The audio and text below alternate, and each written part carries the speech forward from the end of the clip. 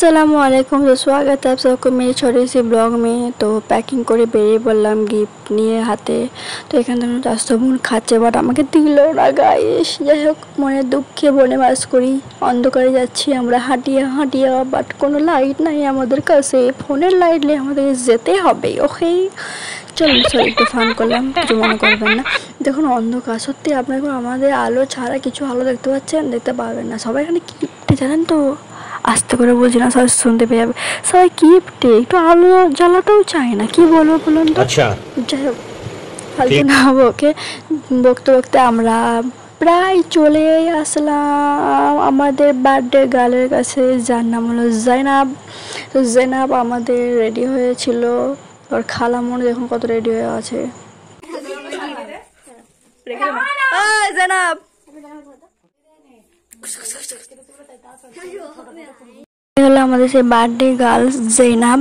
জৈনাবে তো কিছু কম রেডি ছিল, তো এই জৈনাবকে না সারলো মাশাআল্লাহ মাশাআল্লাহ লাগে। তো সবাই কমেন্টে মাশাআল্লাহ বলবেন। যাই হোক দেখুন ওর ছোটো ছোটো চুল কত বড় চিরোড়ে দিচ্ছে, দেশরা দেখে সবাই আমি হাসে হাসে মনে হচ্ছে একটু মানে চুলটাও কত বড় চিরোড়ি। যাই হোক সবাই ফান করতে করতে ওর মেয়ে হয়ে গেছে মেকআপ, সরি একটু জুয়েলারি পরে নিল, ঠিক আছে। দেখো বারবার জুয়েলারি আংটি তাকে রিংটাকে বারবার দেখছিল, তো এটা আমি বারবার নাচ্ছিলাম কারণ 1 ইয়ার কমপ্লিট হবে। 1 ইয়ার হয়ে গেছিলো অনেকদিন আগে, বাট সেলিব্রেট করছি কিছুদিন পর। যাই হোক এটাই হয়।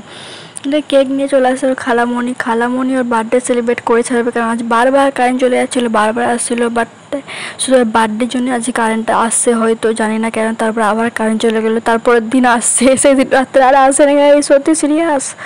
তো বার্থডে দেখুন মাশাআল্লাহ হেবি সুন্দর লাগছে। বাঙালি মানুষ টুলের ওপর কাপড় বিছিয়ে আমরা এসব করি, ঠিক আছে, নট ফান, ওকে কেউ ফান করবেন না। যাই হোক এটা দেখে তো খালামণি তো রেডি হয়ে গেছে, খালামণির যে বঞ্চি সে তো রেডি হয় না এখনও পর্যন্ত। জামাটা শুধু জামা চেঞ্জ করে নিল, ফ্লাওয়ার্সগুলো ওখানে বসিয়ে নিয়েছিলাম, বসানোর পর দেখুন তো ছিঁড়ে নিয়ে নিচ্ছে। একটু গলাটা একটু ফাটা ফাটা লাগতে পারে কারণ আমার গলাটা বসে গেছে।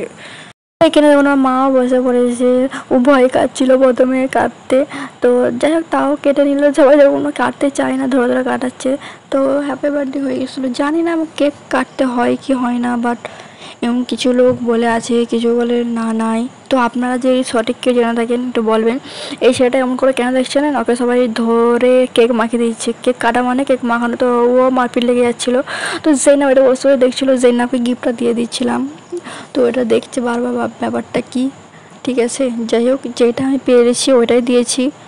তো কেমন হয়েছে একটু বলবে, যখন খাওয়াচ্ছিলাম এটা হয়তো একটু টেস্ট লেগেছে, বাট আর একটা যে এটা খাওয়াচ্ছিলাম ও খেতে যাচ্ছে, দেখবেন আপনার নিজেরা চোখে দেখুন মুখটা কেমন করবে। হয়তো আর পছন্দ হয়নি, সত্যি ওর পছন্দ হয়নি, না করে দিল।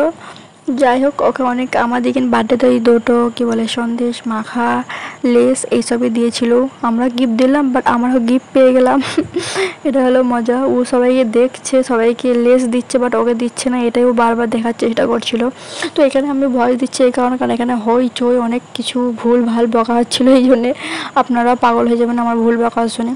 এটা গলায় মালা করে দিচ্ছিলাম, বাট ও টেনে ছিঁড়ে ফেলেও বারবার সে আমাকে দেখছে, মানে নতুন নতুন লোক দেখছে, তো ওই জন্য এমন করছে। যাক গিফটটা আনবক্সিং করার পালা, চলুন দেখা যাক। তাহলে আপনাদেরকেও দেখায় আনবক্সিং করে যে কী কী আছে এখানে। লজেন্স আছে, কী উঠাবে কি আর কিছু উঠাবে, একটা ভেসলে নিচ্ছে, যেটা ওর হাতে হয়নি, ওর মায়ের হাতে হয়ে যাচ্ছিলো। যাই হোক কেমন হয়েছে একটু কমেন্ট করে জানাবেন। সবাই ভালো থাকবেন, সুখে থাকবেন, আল্লাহ হাফেজ।